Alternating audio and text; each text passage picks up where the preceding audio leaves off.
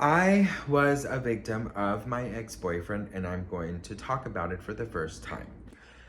So, with all of this Diddy news and the Cassie video being played over and over and over, I know that there's a lot of us who have gone through this, and I know that every time we see this or we hear about it or it's brought up, it might trigger something in us. So I thought I would open up and tell you my story in hopes that it could inspire, in hopes that it can touch you, in hopes that it can motivate you, and in hopes that it can guide you to realize that you are worthy of such a beautiful life and that nobody has the right to put their hands on you. Here's my story. So, something recently happened to someone that I absolutely love, and that inspired me to understand that there are so many people that have been through domestic abuse and that are suffering in silence. And that inspired me to use my platform to talk about it. I made a promise to myself when I started this channel that not only would I was here to entertain and make you laugh and spill the tea, but I'm also here to hopefully make you feel less alone. And if that means telling you my story and going back to those moments and reliving those moments, but also talking about what happens when those moments end and what you think about when you're on the other side of that, then so be it. I've already talked to my mom and my husband about this because I don't want them to feel stressed or sad or angry, because I will be sharing things that are very personal to me.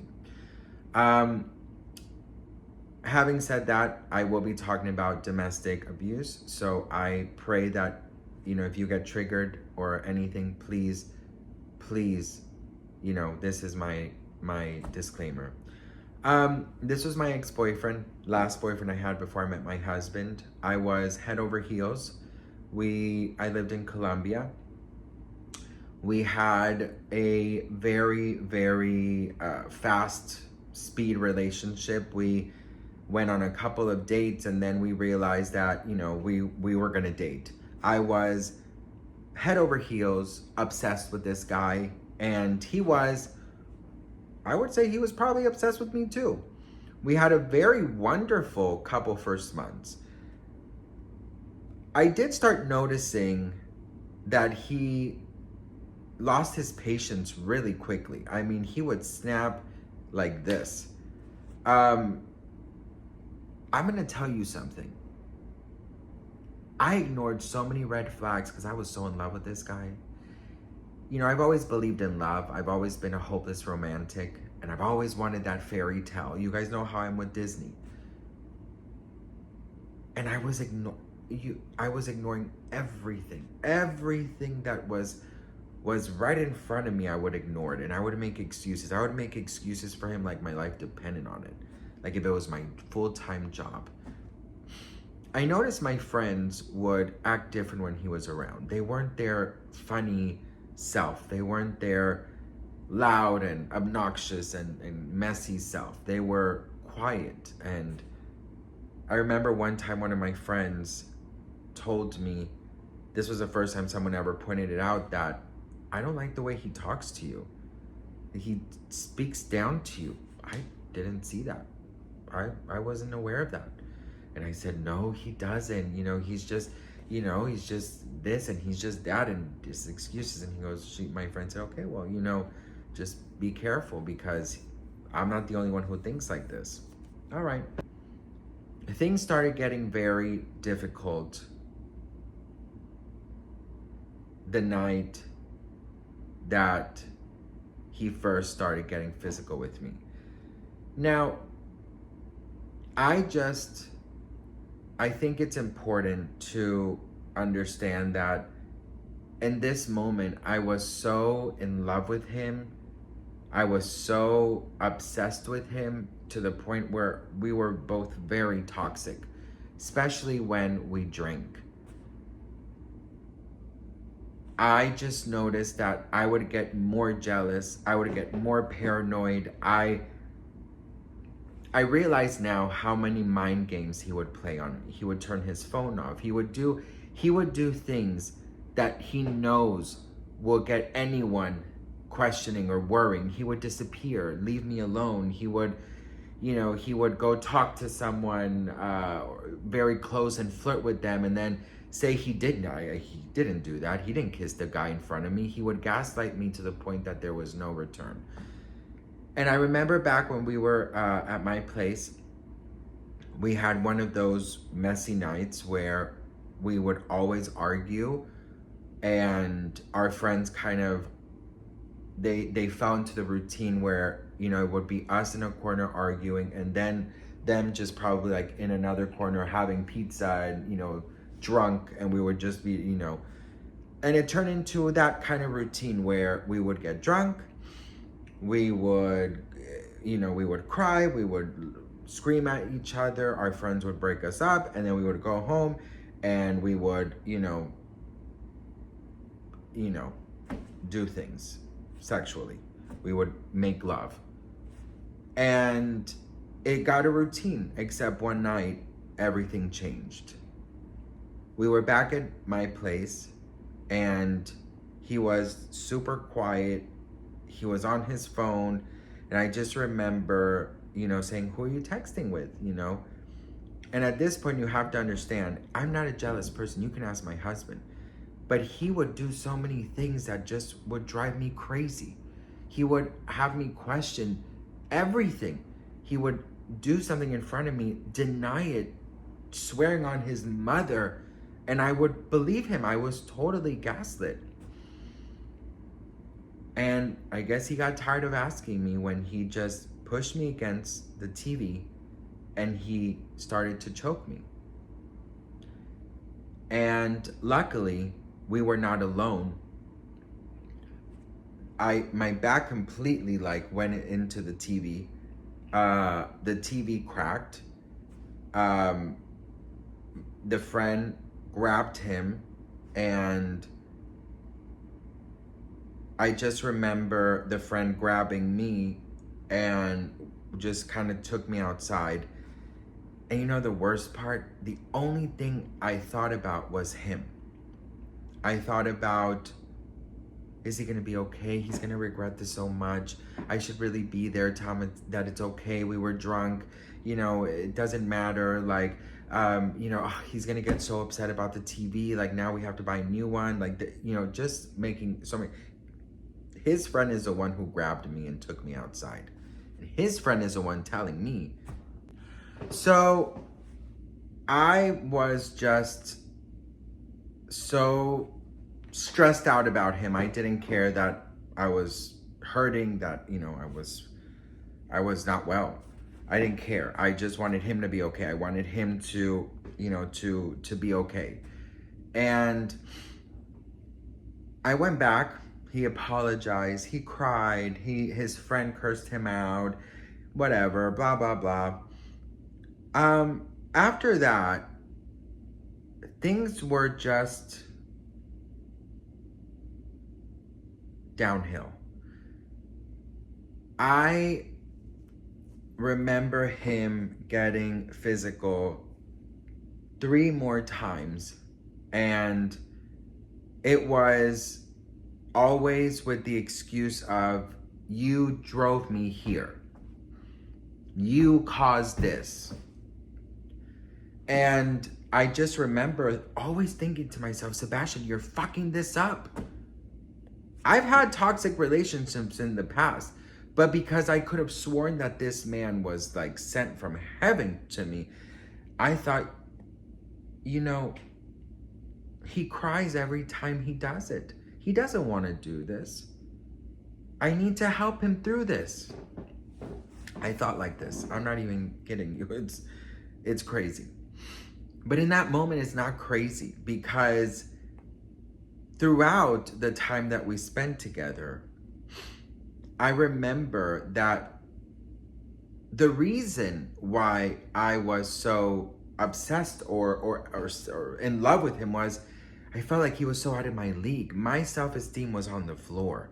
My ego, I mean my self-love was non-existent.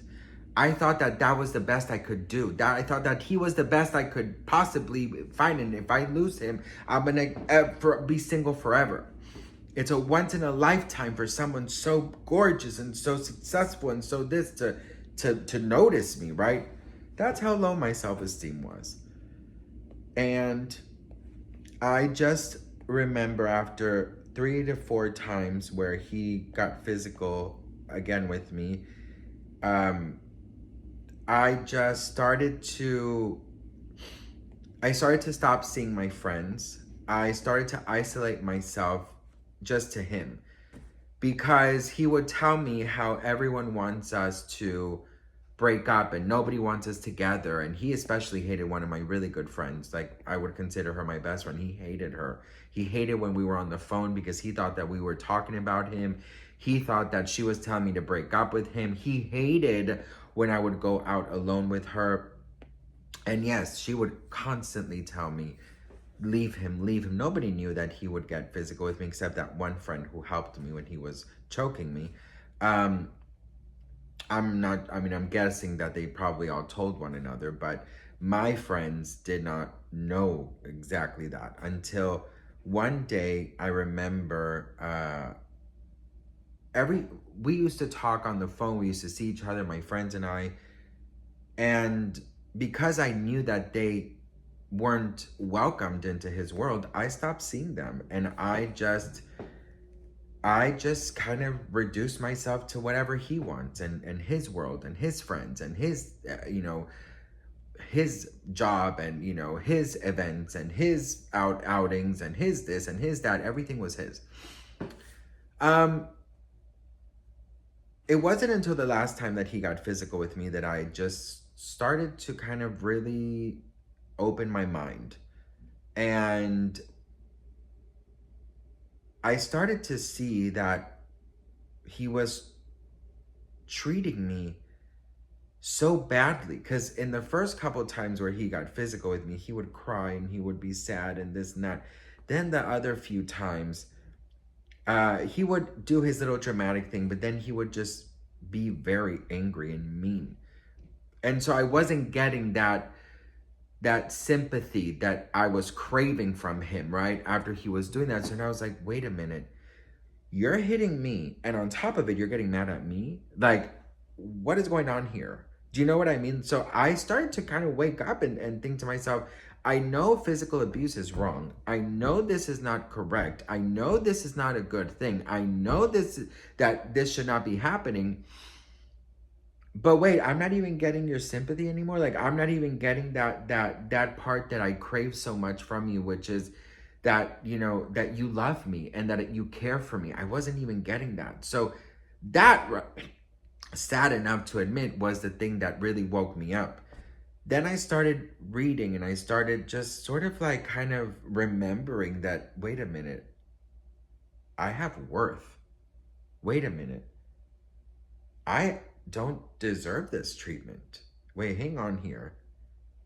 Who the fuck are you? So little by little, I started figuring that out for myself. And I opened up to my friends, told them what has been going on. They all started crying because it was bad. I'm not wanting to go into detail of how he would hit me or what he would do, but let's just say that he would humiliate me to the point where I was not human. I was his pet. I was nothing. And he tried to make me believe that. And it was so difficult to open up to people. It was so difficult to tell. It was so difficult because part of me really still loved him. Part of me didn't want anything bad to happen to him. Part of me still wanted us to be together in a way. Part of me was like, girl, you are worthy. And then the other part was like, you're never going to find someone like this. So looking back now, this was 13 years ago. Looking back now, I look at Sebastian then and I said, Sebastian, I think how lucky I am that it was with him, because a lot of mental and physical abuse did happen, but I got away. I got out of it. I got lucky, because a lot of people don't get out. And if I had to be physically abused by him to know my worth and to never allow that ever again in my life, and become a person that values worth and boundaries, I wouldn't, unfortunately, hate to say this, but I wouldn't change it, because it could have been way worse. I could have been very, very hurt, or I could have been unalived. So I got out. I was lucky. It took me a lot of years to rebuild. With my husband, he knows about these, my mental health. He knows that I've been through a lot in my life. Then my brother takes his own life. And it rocks me so much that, it changed everything in my life. It changed how I look at myself, how I try and be with other people. It changed absolutely everything. So I just, looking back 13 years ago, I look back now and I think to myself, like you, there are millions. Like you, there are so many people out here who unfortunately are still in this right now. And that is why I wanted to open up, because I saw someone that I love, and it's not the first person, unfortunately. I know many people who have been in a physical abuse relationship. It's something that I now talk about, not particularly my story, but I'm very good at reminding people about their worth and how physical abuse is not acceptable in any level. It's not only physical abuse, it's also mental, it's also sexual, it's also, playing with your worth. It's playing with who you are. They bring you down so much to the point where you don't deserve that. You are owed peace and justice. They manipulate you so much that they make you think that you don't deserve to be happy, that you're never going to find someone who is better than them. They change the way you think so that you think that you are worthless, that you are never going to be loved, that you are never going to find someone who will respect and love you. And this is the only way that you will be able to be in a relationship. But newsflash, it's not. You might take some time to realize your worth, but I look back now at Sebastian back then and I say, Sebastian, you thought that this was it. You thought that this was going to be your life forever. Now I look back and I praise God that it wasn't. I'm thankful for my husband. But I never, ever thought that I deserved to be loved, that I deserved to be in a healthy relationship, that I deserved respect. I never thought I did, because I was forced to believe that I didn't. So I share this with you guys because there are so many millions of people right now. We all think that our story is so unique, and we all think that some of the things don't apply to us. It's the same story, just with different names, different occasions, different little things, but it's the same story. It's a story of being in an abusive relationship, whether that's verbal or physical or sexual. It is abuse. And you don't deserve to be in it. You deserve to rebuild your life. You deserve to rebuild your person. You deserve to understand and believe that you are worthy of a healthy life. The best thing that I did was cut communication, depend on my friends, depend on my mom, depend on myself.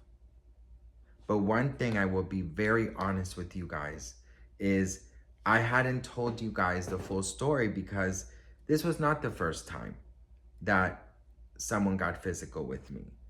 This has happened one other time. And until now, I realized that I did not deserve it. Even if I was toxic, even if I was jealous, even if I asked him who he's speaking to or writing to, even if I was annoying, no one deserves this. No one deserves to be put in a situation of danger.